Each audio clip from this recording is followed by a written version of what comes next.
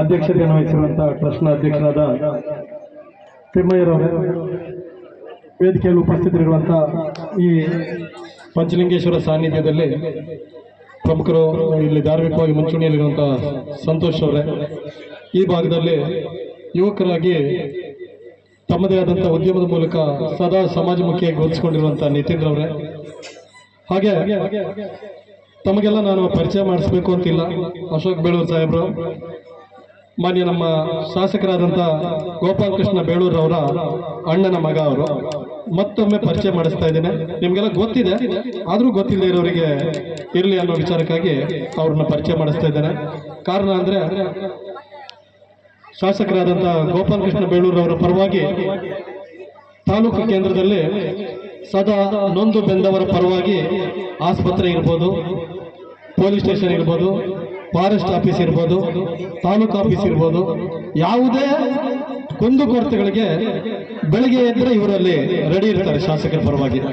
ಮಾನ್ಯ ಗೋಪಾಲಕೃಷ್ಣ ಬೇಳೂರವರ ಪರವಾಗಿ ಜನಪರವಾಗಿ ಕೆಲಸ ಮಾಡ್ತಿದ್ದಾರೆ ಅಶೋಕ್ ಬೇಳೂರು ಸಾಹೇಬರು. ಇವತ್ತು ಯುವಕರವರು, ಅವರಿಗೆ ಬಹಳ ಭವಿಷ್ಯ ಇದೆ.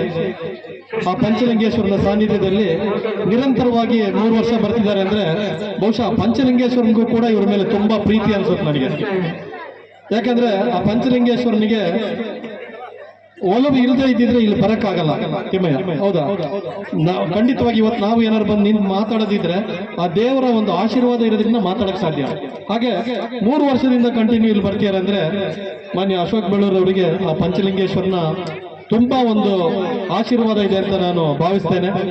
ಮಾನ್ಯ ಅಶೋಕ್ ಬೇಳೂರು ಸಾಹೇಬ್ರೆ, ಈ ಗ್ರಾಮದ ಎಲ್ಲ ಹಿರಿಯರೇ, ಅಕ್ಕ ತಂಗಿಯರೇ, ಅಣ್ಣ ತಮ್ಮಂದಿರೇ, ಎಲ್ಲ ಬಂಧುಗಳೇ, ಇವತ್ತು ಈ ಮಹಾಶಿವರಾತ್ರಿಯ ದಿವಸ ಏನಿದೆ, ಇದು ಹಿಂದಿನ ದಿನಗಳಕ್ಕೆ ನಾವು ಆಲೋಚನೆ ಮಾಡಿದಾಗ ತುಂಬಾ ಸುವರ್ಣ ಯುಗಕ್ಕೆ ಬಂದಿದ್ದೇವೆ ಅಂತ ಭಾವಿಸ್ತೇವೆ. ಯಾಕೆಂದ್ರೆ ಆ ಹಿಂದೆ ಇಲ್ಲಿ ಮಾಡ್ತಿದ್ದಂತಹ ಕಾರ್ಯಕ್ರಮಗಳೇನಿತ್ತು, 25-30 ವರ್ಷಗಳ ಹಿಂದೆ ನಾವು ಬರ್ತಿದ್ವಿ. ಅವತ್ತಿನ ದಿವಸದ ಕಾರ್ಯಕ್ರಮಗಳು ನೋಡಿದ್ದೇವೆ. ಆ ಪಂಚಲಿಂಗೇಶ್ವರನ ಆಶೀರ್ವಾದದಿಂದ ಅನೇಕ ಅಭಿವೃದ್ಧಿ ಪರವಾದಂತಹ ಕಾರ್ಯಗಳು ನಡೆದು ಒಂದು ದೊಡ್ಡ ಕ್ಷೇತ್ರ ಇವತ್ತು ಇಲ್ಲಿ ಇದೊಂದು ಮಾರ್ಪಾಟಾಗಿ ನಿಂತಿದೆ.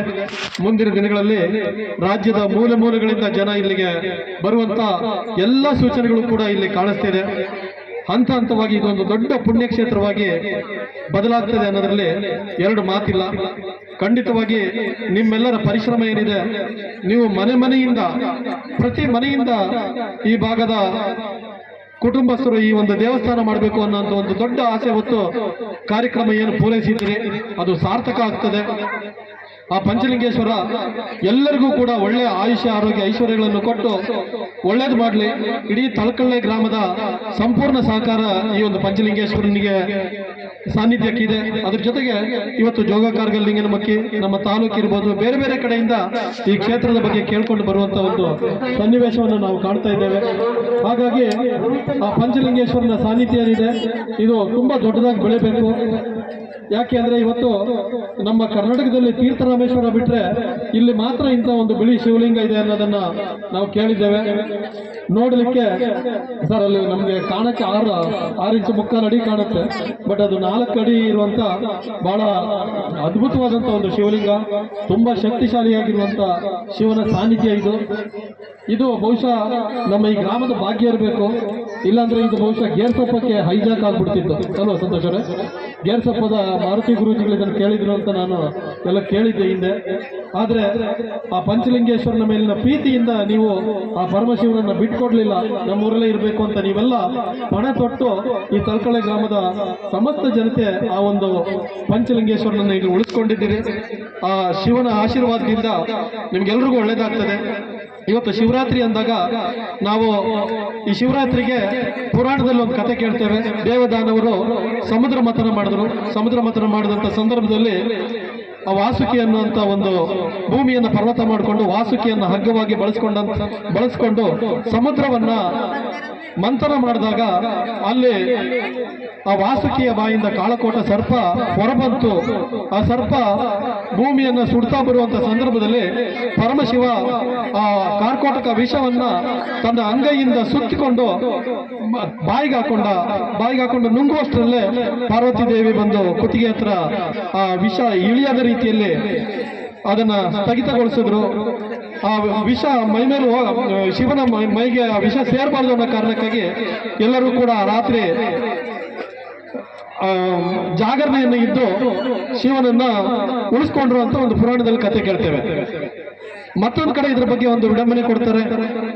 ಈ ದೇವದಾನವರು ಅಂದ್ರೆ ನಮ್ಮಲ್ಲಿರುವಂತಹ ಒಳ್ಳೆ ಗುಣಗಳು, ಕೆಟ್ಟ ಗುಣಗಳು, ನಮ್ಮ ಆತ್ಮದಲ್ಲಿ ಆತ್ಮವೆಂಬಂತ ಒಂದು ವಾಸುಕಿಯನ್ನ ಬಳಸ್ಕೊಂಡು ನಮ್ಮೊಳಗೆ ನಾವು ಕೆಟ್ಟ ಗುಣಗಳನ್ನ ಒಳ್ಳೆ ಗುಣಗಳನ್ನ ಮಂಥನ ಮಾಡಿ ಅಲ್ಲಿ ಒಳ್ಳೆ ಗುಣಗಳನ್ನ ಮಾತ್ರ ಉಳಿಸಿ ಅದನ್ನ ಅಮೃತವಾಗಿ ನಾವು ಸ್ವೀಕಾರ ಮಾಡಿಕೊಂಡು ಆ ಸಮುದ್ರ ಮಥನ ಯಾವ ರೀತಿ ಯಶಸ್ವಿಯಾಗಿ ದೇವತೆಗಳು ಆ ಅಮೃತ ಪಾನದಿಂದ ಯಾವ ರೀತಿ ಅಮರರಾದ್ರು ಆ ರೀತಿಯಲ್ಲಿ ನಮ್ಮೊಳಗೆ ನಮ್ಮ ಸದ್ವಿಚಾರಗಳನ್ನ ನಾವು ಅಮೃತದ ರೀತಿಯಲ್ಲಿ ನಾವು ಸ್ವೀಕಾರ ಮಾಡಿಕೊಂಡು ಕೆಟ್ಟ ವಿಚಾರಗಳನ್ನು ಬಿಟ್ಟು ಕನಿಷ್ಠ ವರ್ಷದಲ್ಲಿ ಒಂದು ದಿನವಾದರೂ ನಾವು ದೇವರ ಧ್ಯಾನವನ್ನು ಮಾಡಬೇಕು ಅನ್ನುವಂಥ ಒಂದು ಸಂಕ್ಷಿಪ್ತವಾದಂತಹ ಸುಳಿವು ಈ ಶಿವರಾತ್ರಿಯಲ್ಲಿದೆ.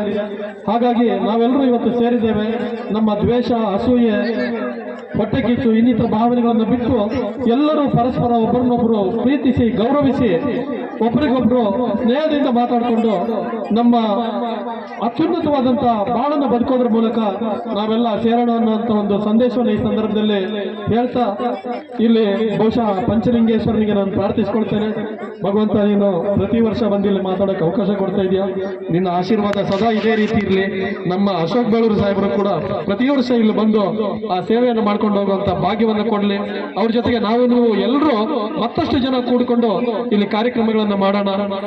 ಮಾನ್ಯ ಶಾಸಕರಾದ ಗೋಪಾಲಕೃಷ್ಣ ಬೇಳೂರವರ ಸಂಪೂರ್ಣ ಸಹಕಾರ, ಅವರ ಮಮಕಾರ, ಅವರಿಗೆ ಇಲ್ಲಿರುವಂತ ಈ ಕ್ಷೇತ್ರದ ಬಗ್ಗೆ ಇರುವಂತಹ ಆಸಕ್ತಿ ಎಲ್ಲವೂ ಕೂಡ ಮತ್ತಷ್ಟು ಇಮ್ಮಡಿಯಾಗಿ ಆ ಪಂಚಲಿಂಗೇಶ್ವರನ ಸನ್ನಿಧಿಗೆ ನಿರಂತರವಾಗಿ ಅವರು ಕೂಡ ಬರುವಂತ ಒಂದು ಆಶೀರ್ವಾದವನ್ನು ಪಂಚಲಿಂಗೇಶ್ವರ ಕೊಡ್ಲಿ ಅಂತ ಹೇಳ್ತಾ ನನ್ನ ಎರಡು ಮಾತನ್ನು ಮುಗಿಸ್ತೇನೆ. ಜೈ ಪಂಚಲಿಂಗೇಶ್ವರ.